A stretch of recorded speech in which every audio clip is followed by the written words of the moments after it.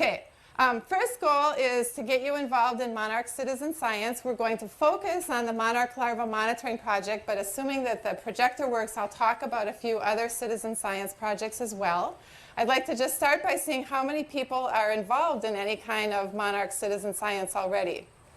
All right, good. So we have some people here who are already doing it. That's really good. And the other goal is to just give you some hints about what you can do to help monarchs. One way is to really get involved with citizen science.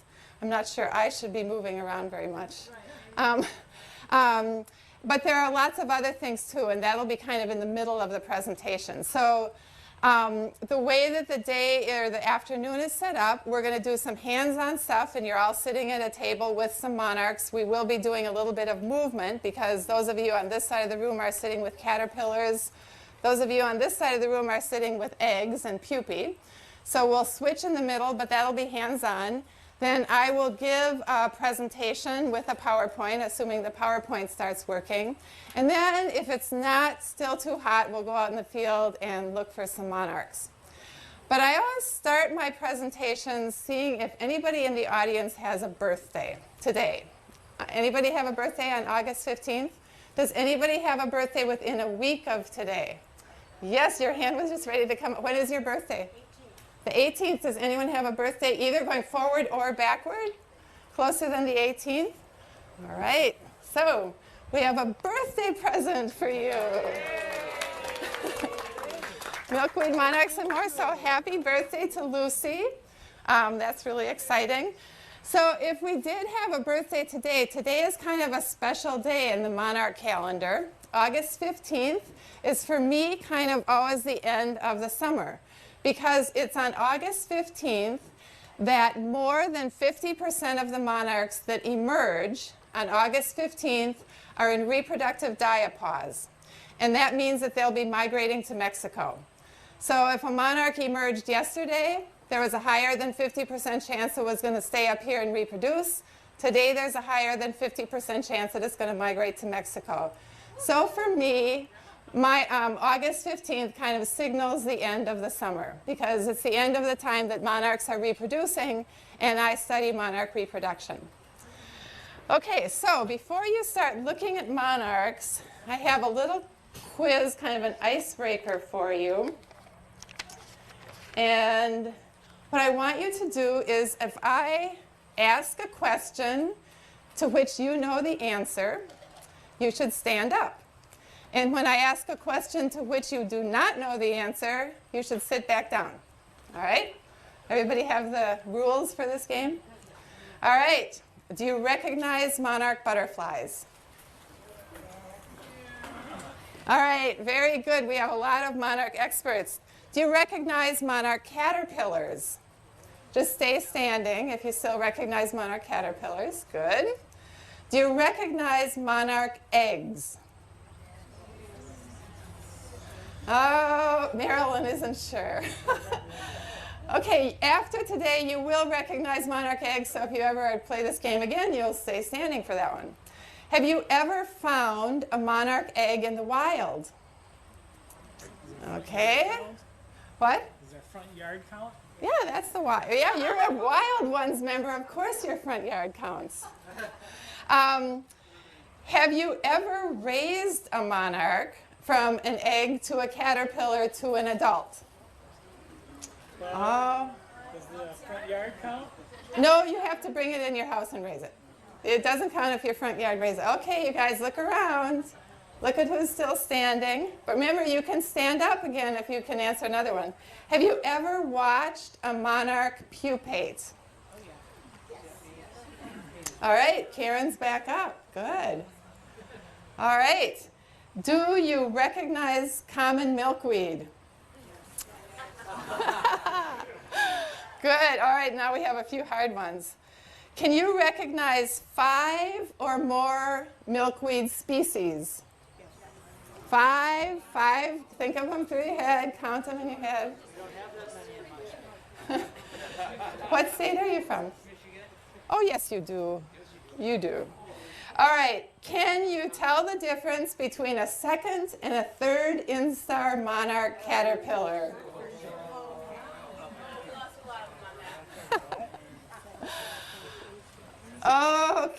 so all of you, look at who is still standing. It's just me and my mother leading. I'll introduce her in a second too. So these are your experts, the people that are standing. So go to them with questions during today, as well as me. So thank all of you for your expertise. All right, so now what we're going to do, and I want to introduce my co-presenter today, who is my mother with the enclosed t-shirt on back there, Sanny, S-A-N-N-Y, Sanny Oberhauser. And is Sharon Duerkamp in here? She's been in the kitchen all day. Okay, she's another long-term monarch larva monitoring project volunteer who's been doing your dishes all day. So you could ask her questions, but my mother has been doing the monarch larva monitoring project since it started in 1997, so she is a true expert as well. Okay, so what we're going to do now is you should be at a table that has some hand lenses. Okay, little black things, you can take those out of the plastic containers. It has some monarch caterpillars or monarch eggs, and several of you are at tables with milkweed plants. And there should be some questions at your table, some typed out questions that are relevant to the eggs or to the monarch caterpillars. So is everybody finding those things on their tables? Your table doesn't have them, so you're going to have to move to one of the other tables. These two tables are not set up. Okay, so what we're going to do, I'm going to turn off this microphone and just go around. So those of you that are the monarch experts, you know who you were because you were still standing. If you could maybe spread yourselves out and help us out with helping people go through these questions, that would be really great, but my mom and I will be moving around to the tables as well. So before you start, what we would really like you to learn and be able to do at the end of this is to know what a monarch egg looks like, if you're on that side of the room, and to be able to distinguish 5 larval instars for monarchs. So that'll be on this side of the room, and we'll be helping you how to do that. Because those are the most important skills you need to do the monarch larva monitoring project. So if you have questions, just raise your hand. I'll come to your table because I'm not liking this microphone too much. And we'll just kind of move around and help you out. Okay? This is a first instar. So when they shed their skin, they become the next instar. This is a first instar. And one thing you can tell, see how these have these kind of, they're called tentacles. They're not antennae. They're tentacles. Okay. The antennae are little things kind of at their chin. Those are the antennae. So these are not antennae. But anyway, they're tentacles. You cannot see them on a first instar. On a second instar, which you have 2 in here, you have 1 first and 1 second. This has a first and a second. This has a third. Okay, so this, the second, you can just barely see them on the front. So see how you can see those little tentacles? Oh, is that by size? It's these tentacles. So that's a second. That's a second. That's the back side? This is the front side. Front? Okay. Yep, the front has the longer tentacles. This is a third. And a third you can tell because those tentacles in the front, if they bent forward, they would reach the front of the head. That's the third, but you mean That's 3 the days. third. No, it's just shed its skin 3 times. Okay. Okay, and then it sheds its skin again as a third instar, and it becomes a 4th instar. So the size doesn't mean anything. So there's The a skin on that comes off? size, It's so tiny. yeah, so they shed their skin. Let me show you that. Okay, so that is when they shed their skin, there's their skin, and then they'll turn around and eat it.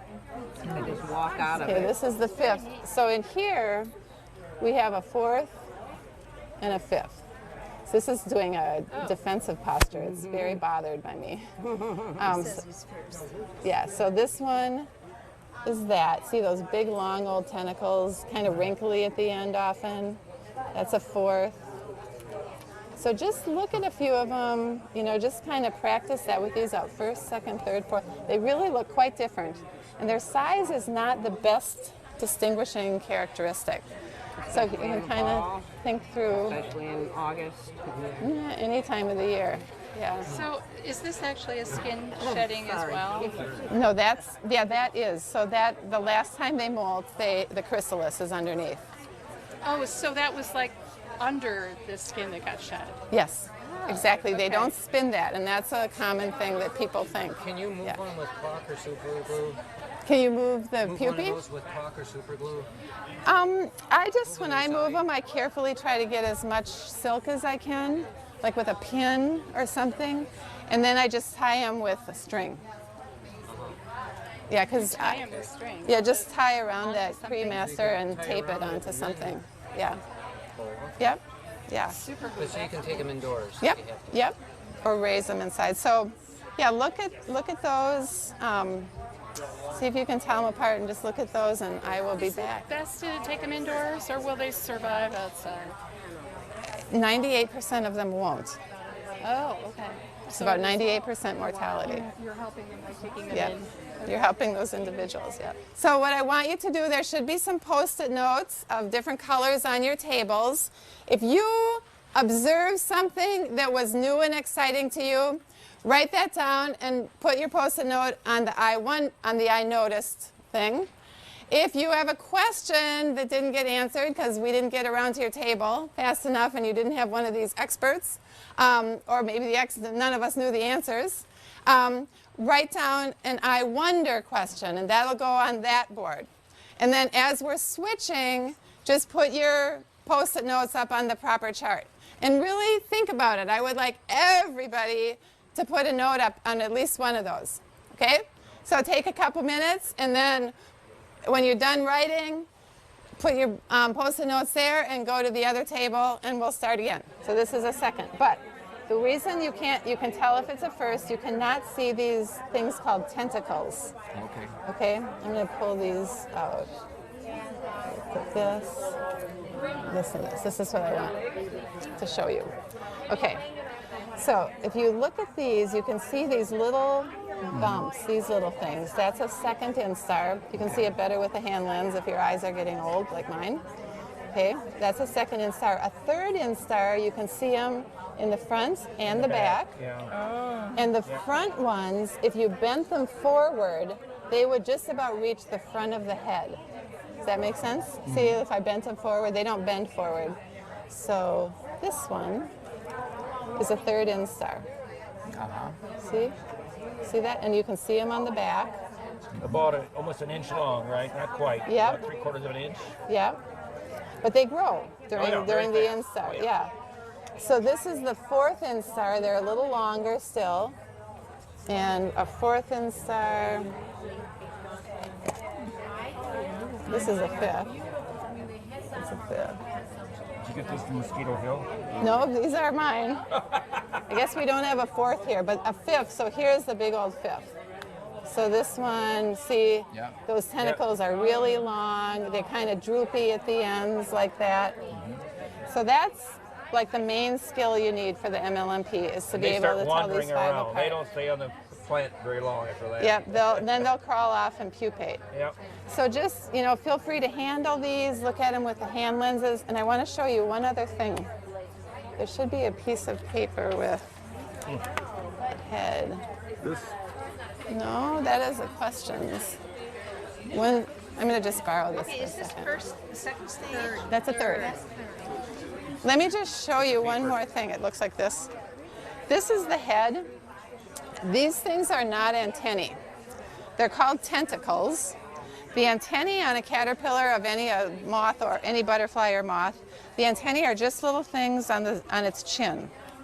Okay, these two things, and these are going to become the antennae in the adults. These two things in the adult butterfly. So they're there in the larva, and they are used for sensory purposes, but they're in the front of the head, and during the process of metamorphosis, those kind of migrate onto the back of the head where they are on the adult butterfly. So, here's a picture of one. The antennae are, you can barely see it on that one. Here we go. So those antennae have migrated to behind the eyes, but here they're way down here, and then they move up on the head in the adults. Cool, huh?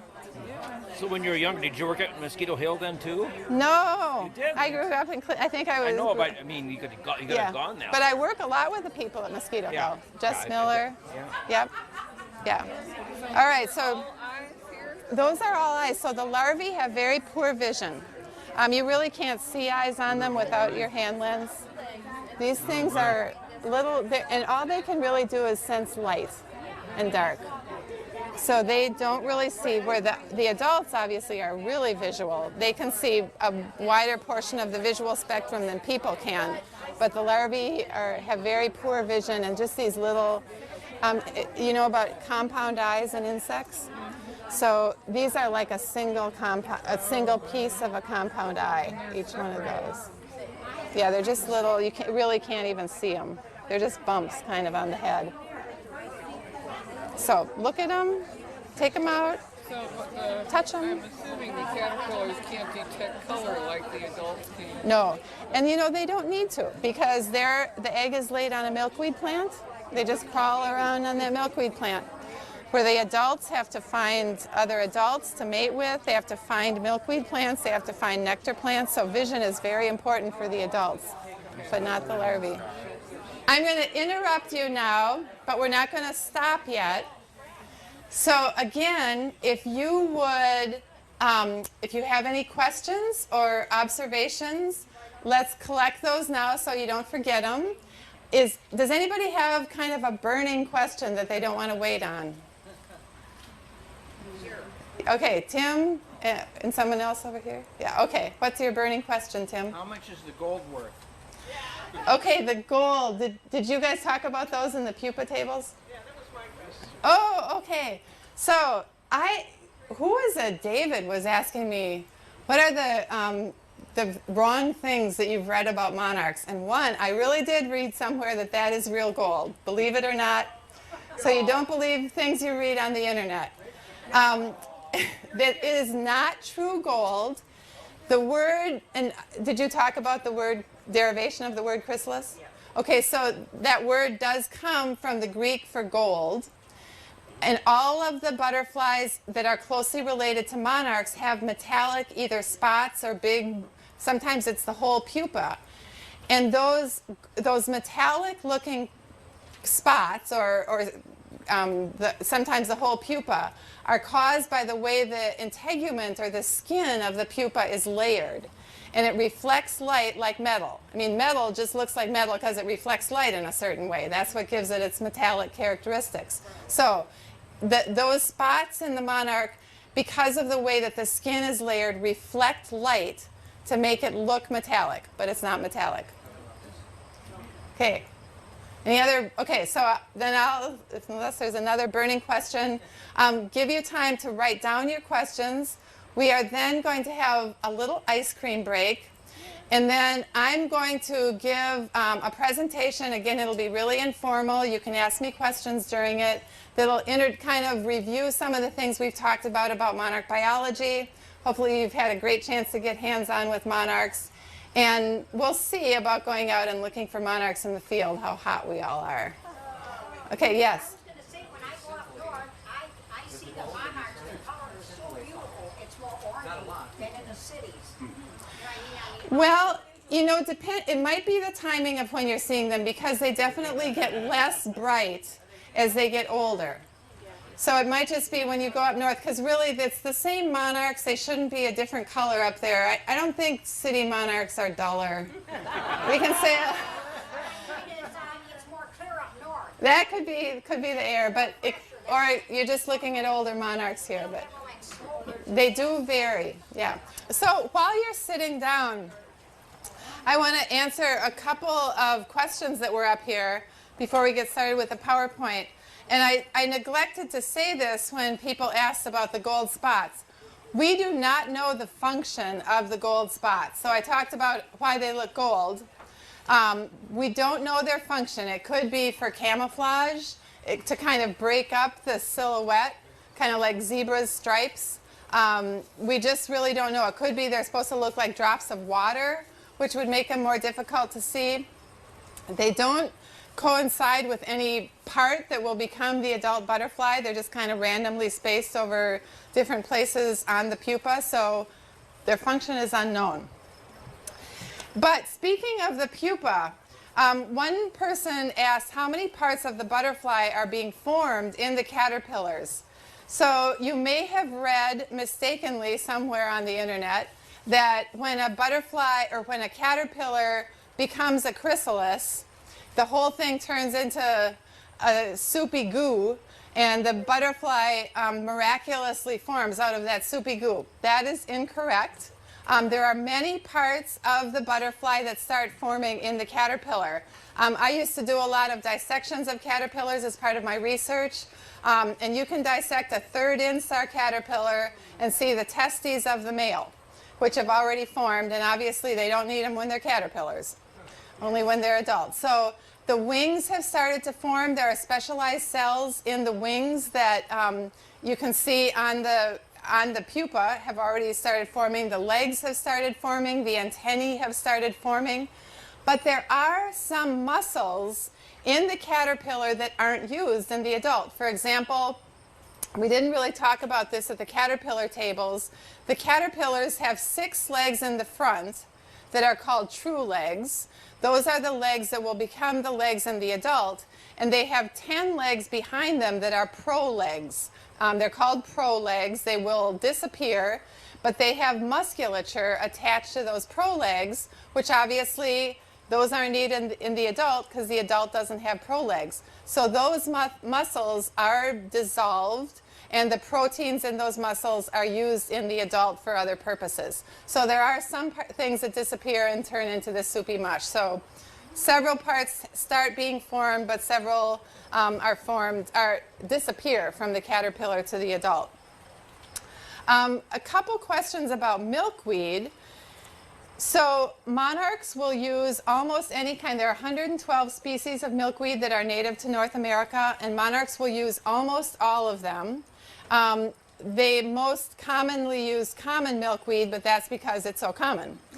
So that's what we can do tests of the adults to see what milkweed they ate as caterpillars, and mostly they've eaten common milkweed, but that's because most of them come up from the Corn Belt, and that's what we have the most of here. You know, maybe before Europeans came and when there were still all of these beautiful prairies in this whole area, they might have used a lot more species than they do now, because common milkweed gets outcompeted with a lot of native prairie plants. So probably other milkweed species that grew in our native prairies were more commonly used by monarchs before we disturbed everything, because common milkweed does well under disturbance regimes. Okay, then I'm going to get to a couple more questions before I do the PowerPoint. These were some great questions. Actually, 3 people had similar questions about female monarchs laying eggs on plants that already have some monarchs on them. And they will do that. We think that they don't recognize, they don't see other eggs or caterpillars on the plant. So we've never seen any evidence that a female avoids laying eggs on a plant that already have monarchs on it. So they're not social. They don't go seeking occupied plants, but they will not avoid occupied plants, if that makes sense. So they're not being social on purpose, but they don't have a way to distinguish. It's probably not good for them to lay eggs on plants that already have eggs, because if their caterpillars survive and the other female's caterpillars survive, they're going to compete with each other. But they don't avoid doing that, at least as far as we can see. So there are a couple questions about that. Yes? I was told that, earlier, I think the monarch female butterfly will lay only a few eggs on one plant, and then she'll go to another plant and lay eggs elsewhere. Yes. So if you look at the behavior of an individual female, that's what she does. And she'll lay, if you watch a female laying eggs, unless she's in a very isolated garden, what she'll usually do is lay an egg and then kind of fly in a straight direction, find another plant, lay another egg, fly, lay another egg. So we think she's avoiding her offspring competing with each other. She's not laying multiple eggs on the same plant. But if she's in a garden, monarchs will can see an edge of a habitat. So if they get, like if you have your wild ones garden in your yard and your neighbor has a monoculture of Kentucky bluegrass, there's an edge between your yard and your neighbor's yard, and the female might get to that edge and turn back and go back into your yard, which is much more attractive to her. So, but in the native prairies, she would keep flying. But your wild one gardens, I would imagine most of your yards, like my yard, are kind of islands of habitat among seas of Kentucky bluegrass. So they notice those edges and then will turn back into your nice habitat. Okay? So I didn't get to all of your questions. I think a lot of the ones that I didn't answer, I'm going to answer during my PowerPoint, but if there's anything missing at the end, talk to me.